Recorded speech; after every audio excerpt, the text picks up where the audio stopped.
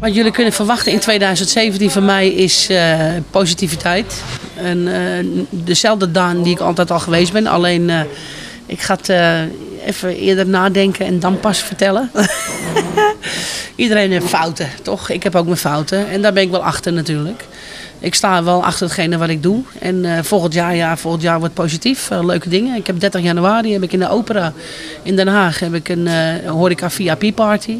Op de maandag ook. Dan zou je zeggen, waarom op de maandag? Nou, omdat maandag is een horecaavond. Die mensen uit de horeca, die willen ook wel eens vermaakt worden, toch?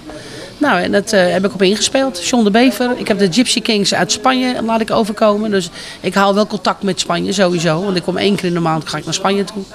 Ga ik zingen, dus ik ben altijd aanwezig. Dus ik laat voor die horeca VIP party laat ik de Gypsy Kings laten komen. John de Bever die komt. Jamai die komt. René Muller die komt.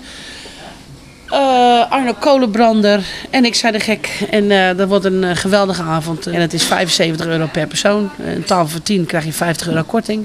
Al in, eten en drinken, alles wat je maar wil. En ja, helemaal gezellig. Een hele mooie zaal. Kroonluchters en kandelaars.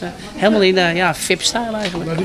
Ja, ik heb natuurlijk voor 1,5 jaar geleden heb ik van Henny Thijs een nummer gekregen. Als het doek eens zou vallen voor mij.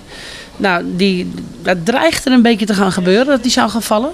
Maar het is niet gebeurd, gelukkig. Maar ik ga hem wel uitbrengen nu. En ik wil hem in het begin van het volgend jaar wil ik die gaan uitbrengen. Dus als het doek eens zou vallen voor mij, van Henny Thijssen. En ik hoop dat, dat nummer, het is een beetje alle Tino Martin nummer. Heel mooi hoor.